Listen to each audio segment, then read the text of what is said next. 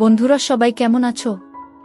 বন্ধুরা আজকে তোমাদের আপন মায়ের সাথে রাতে কাজ করার অসাধারণ একটি সত্য ঘটনা বলবো। গল্পটি শেষ পর্যন্ত শুনলে তোমরা বাধ্য হবে হাতের কাজ করতে। না হলে সবাই আমাকে কাজ করে দিয়ে যাবে, আমি বাধা দেব না। বাবা মারা যাওয়ার পর মা চলে এসেছিল আমার সঙ্গে থাকার জন্য। আমরা একটি ছোট দুখানা ঘরের বাড়ি ভাড়া করে থাকতাম।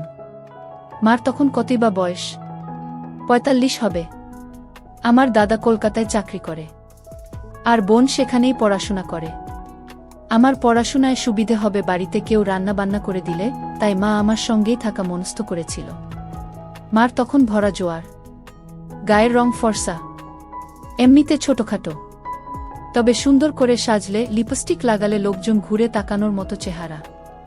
বিশেষ করে স্নান করে বেরিয়ে আসার সময় যখন চুল ঝাড়ত, তখন দারুণ লাগত। মায়ের দিকে তাকিয়ে আমার চোখ থমকে যেত। চোখ সরিয়ে নিতাম মা কিছু বোঝার আগে। মা এমনিতে পড়তে ভালোবাসে, দিল্লির গরমে তো বটেই। আর শাড়ির মধ্য দিয়ে যখন মায়ের উঁচু হয়ে ওঠা দেখতে পেতাম, তখন আমার ভেতরটা ধক করে উঠত।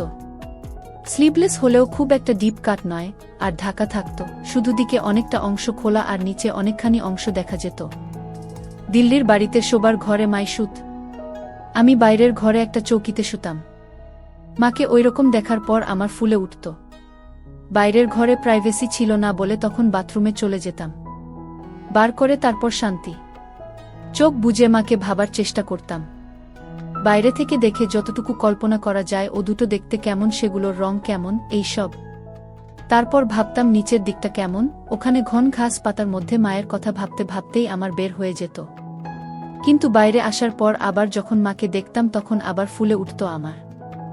সব সময় দাঁড়িয়ে থাকত আমার চোখের সামনে ঘুরত মায়ের ছবি। আমি সুমনা, দীপুর মা। দীপুর পড়াশোনার সুবিধে হবে বলে আমি ওর সঙ্গে দিল্লিতে থাকি। শুধু সেই জন্য নয়, দীপুকে আমার অন্য একটি কারণে পছন্দ।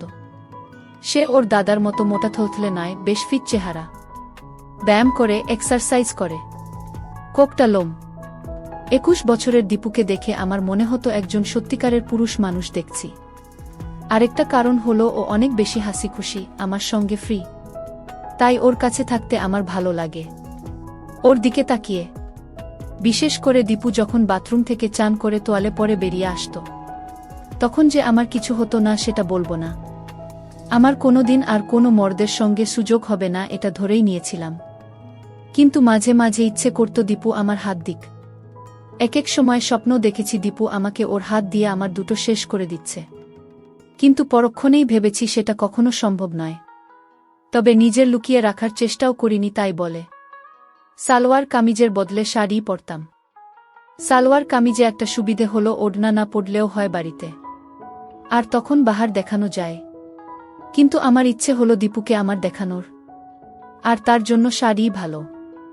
নানা ডিজাইনের অজুহাতে অনেক অংশ দেখানো যায়, বিশেষ করে কাছের জায়গাটা যে অনেকটা বড় সেটা আমি জানি। সেগুলো দীপুর চোখের সামনে তুলে ধরার জন্য শাড়ি বেস্ট। আমার মনে হতো মার দরকার, এখনই তো মার পূর্ণ পাওয়ার বয়স। আর মনে হতো আমি মাকে সেই দিতে পারি যা পেলে মাও খুশি হবে, কিন্তু যেটার কোনো সম্ভাবনা নেই জানতাম। একটাই সম্ভাবনা ছিল যে যদি মার মনেও একটু উসখুস থাকে, তাহলে একটু সাহস করে কিছু করলে হয়তো সাড়া দিতে পারে। এই কথা ভাবার পর আমার দিনরাতের ধ্যানগান হয়ে পড়ল কিভাবে মাকে তোলা যায়। কি টোপ গিলতে পারে মা? মাকে দেখে মনে হতো মারও নিশ্চয়ই মন আনচান করছে, কিন্তু কিছু বলতে পারছে না। আমি প্রায় ভিডিও দেখি, গল্প পড়ি, সেখানে মার সঙ্গে ছেলের সম্পর্ক নিয়ে অনেক কথা থাকে। ছবি ভিডিও তো আছেই, কিন্তু কি করে ওই অবস্থায় পৌঁছাবো সেটার কুল কিনারা পাচ্ছিলাম না।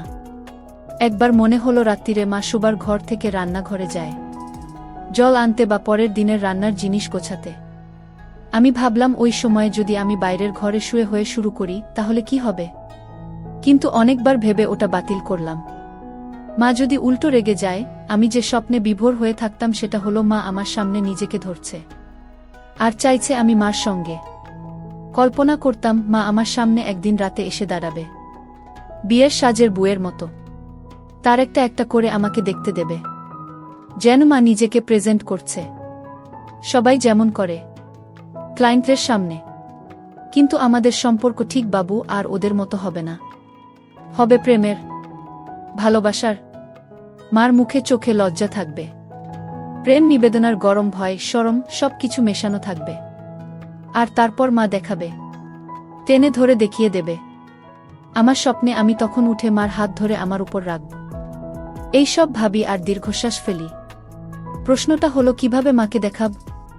কোন অজুহাতে? একবার দেখলেই আন্দাজ করতে পারব মার মনে কোনো সুপ্ত ইচ্ছে আছে কিনা।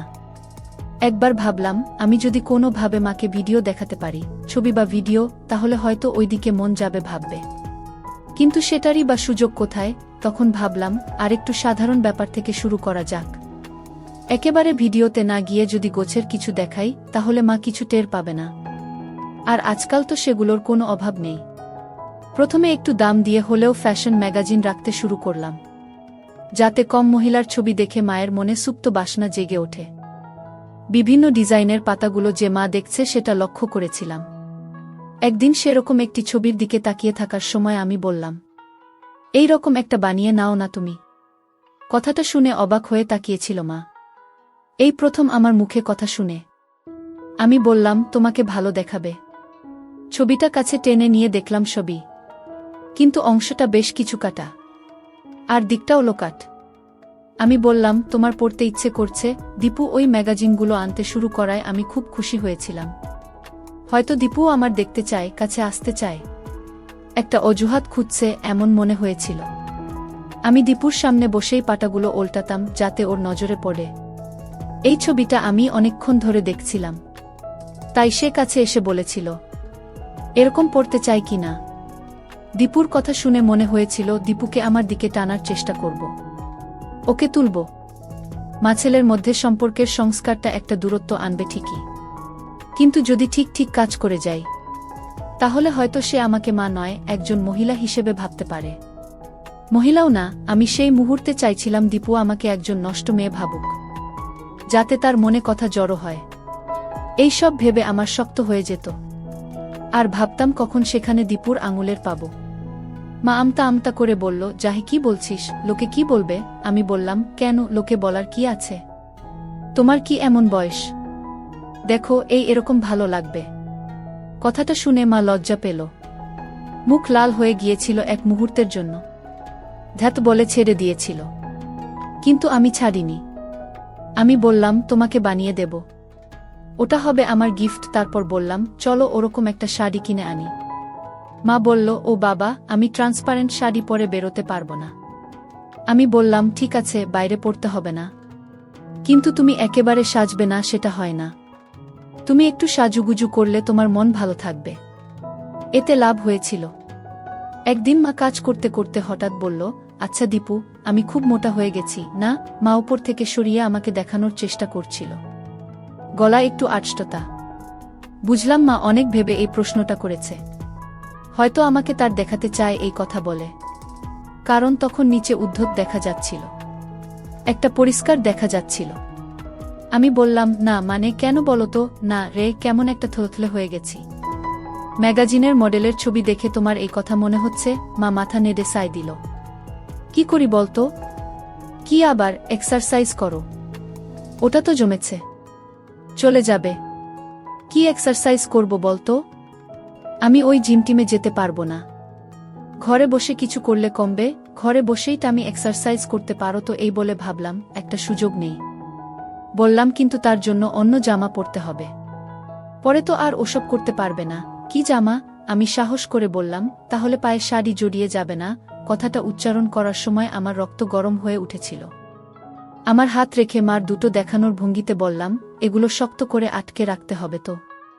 মার বোধহয় কথা মনে ধরেছিল, কাছে এসে বলল, কোথায় কিনি বলতো? আমি বললাম, এগুলো তো অনলাইনেই পাওয়া যায়, এখান থেকেই অর্ডার করে দিচ্ছি। বলে ল্যাপটপটা কাছে আনলাম, পাশে বসার ইঙ্গিত করে বললাম, এখুনি করে দিচ্ছি। মা যেন লজ্জা পেল একটু, বলল, না না, আমি নিজে কিনে নেব। কিন্তু কোনো দোকানে পাবো রে? দূর, কোথায় খুঁজতে যাবে? সব দোকানে পাবেও না, এখুনি হয়ে যাবে, এসো। শুনে মা কাছে এসে বসল। আমি অনলাইন স্টোরসের সাইট খুলে সার্চ করলাম, মডেলদের ছবি ফুটে উঠল, নানান ভঙ্গিতে পোজ করা। যেন খুব সাধারণ কথা বলছি সেই ভঙ্গিতে বললাম। মা একটু থতমত খেয়ে গেল এই ডিরেক্ট প্রশ্নে। তারপর আমার দিকে না তাকিয়ে বলল। আমি সুযোগ বুঝে একবার মার দিকে তাকিয়ে নিলাম। কোনো দরকার ছিল না, তবু মাকে বোঝাবার জন্য যে আমি মার দেখতে চাই। মা টের পেয়ে গুছিয়ে বসল, কিন্তু ঠিক পরের মুহূর্তেই মা হাত তুলে চুলে দিতে লাগল। আর আমি মার সব পরিষ্কার দেখতে পেলাম। তখন আমার গরম হয়ে গিয়েছিল। মা যে ভঙ্গি করছে সেটা স্পষ্ট বুঝতে পেরেছিলাম। মনে মনে ভাবলাম, দাদাও দেখাচ্ছি তোমায়। এই প্রথম মাকে প্রেমিকার রূপে ভাবলাম। তোমার ব্যবস্থা করছি আমি এবার আর চোখ সরিয়ে নিলাম না। যতক্ষণ পারি নির্লজ্জের মতো মার দেখলাম। একবার মার সে অঙ্গে দৃষ্টি বিনিময় হলো। দেখলাম মা তখনও চুল ঠিক করার ভান করে মেলে ধরেছে আমার সামনে। আমি ইচ্ছে করেই ছেনালিপনা করেছিলাম। আমি চেয়েছিলাম দীপু ভালো করে দেখুক আর জানুক যে আমি সেটা উপভোগ করছি। আমি চাই দীপু বুঝে নিক যে আমার দিকে তার চাহনি আমার ভালো লাগে। দীপু যখন আমার দিকে হা করে তাকিয়েছিল, আমি আর চোখে দীপুর দিকে তাকিয়েছিলাম। দেখেছিলাম সেখানে একটা বলিষ্ঠ রয়েছে।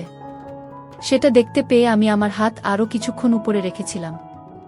আমি তাকিয়ে আছি দেখে মা হেসে জিজ্ঞেস করল, কি বিশ্বাস হচ্ছে না? অত দেখতে হবে না। আমার মুখে কথা সরছিল না। বললাম, তোমার যা সুন্দর লাগছে না, একই কথা বলে যাচ্ছে শুধু। কোথায় আমার আরেকটু ভালো হবে সেটা না, একটু চাইছি এক্সারসাইজ করার কথা।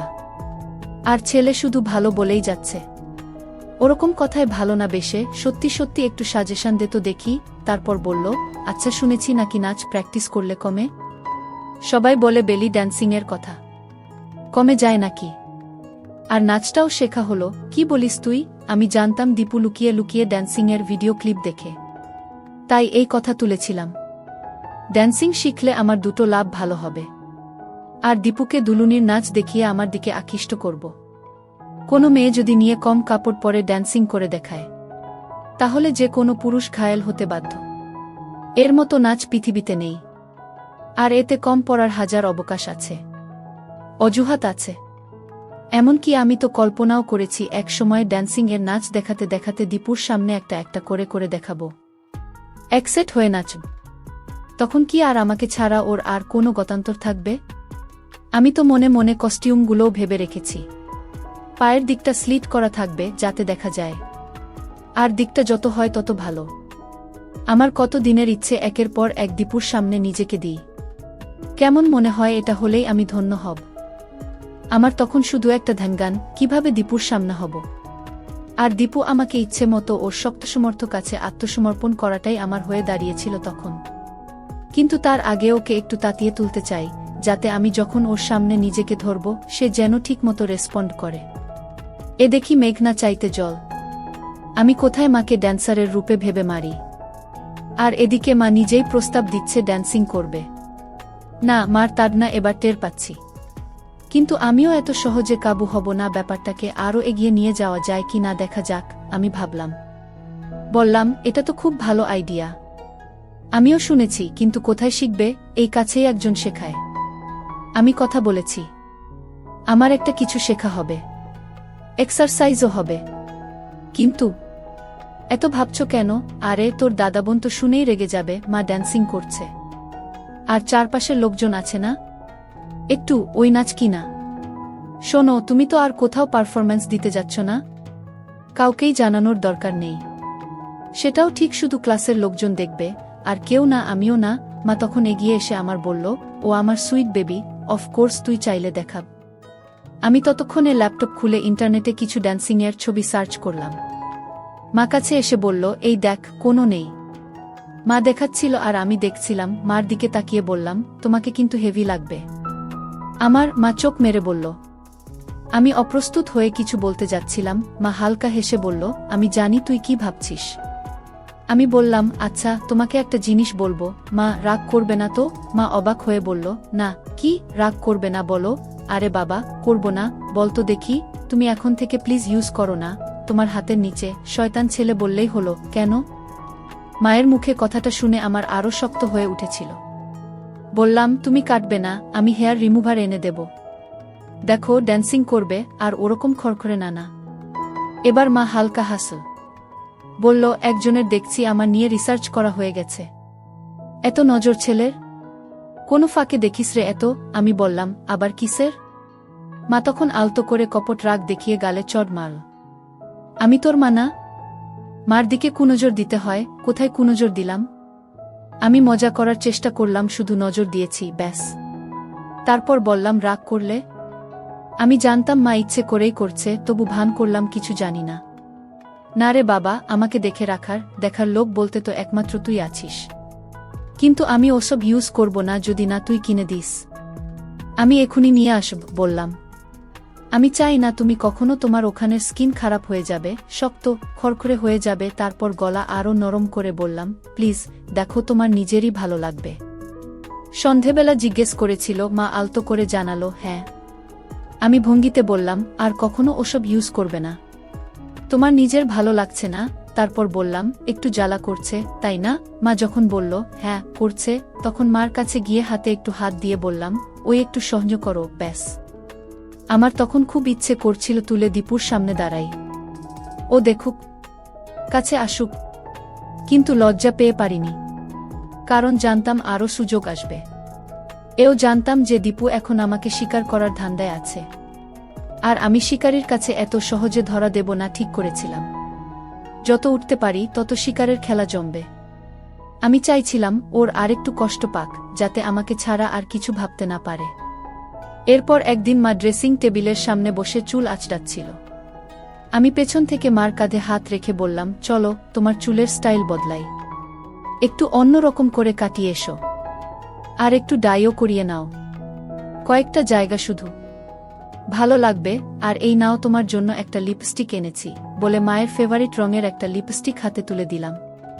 দেখলাম মা খুশি হয়েছে। সেদিনই গিয়ে চুল কাটিয়ে স্ট্রেট করিয়েছে। ঘরে ঢুকতেই আমি বললাম, দেখেছ কি সুন্দর লাগছে? বলেছিলাম না? শুনে মা লজ্জা পেল। বলল, সত্যি? আমি কাছে গিয়ে বললাম, আমি এমনি এমনি বলছি নাকি? কতজন তোমার দিকে তাকিয়েছিল রাস্তায় বলো তো? মা আমার কথা শুনে আরও লজ্জা পেয়ে ভেতরে চলে গিয়েছিল। কয়েক মাস পরের কথা। মা রেগুলার ড্যান্সিং ক্লাসে যায়। একদিন বলল, আমি একটা হিন্দি গানের সঙ্গে নাচ শিখেছি, ঠিক ড্যান্সিং না, তবে ওই রকম, তোকে দেখাবো। অফকোর্স। আমি তো এক পায়ে খাড়া। বললাম, কস্টিউম কোথায় পেলে? না রে, ওগুলো পরে কিন, খুব দাম। এই নাচটা করব। দাঁড়া, হিল জুতো পরে আসি। মা, তুমি হিল জুতো পরছো আজকাল? বাহ! হিল জুতা পরে নাচতে গিয়ে মা পড়ে যেতে গেল। আমি তাড়াতাড়ি মাকে গিয়ে ধরল। মা অঙ্গটা বসত, আমার হাত লেগে গেল, সাথে সাথে আমার শক্ত হয়ে গেল। কিন্তু এ কি? মা কিছু বলছে না কেন? তার মানে কি মাও রাজি? আমি প্ল্যান করে ফেললাম, আজকেই ঠাকুর ডুবানোর উত্তম সময়।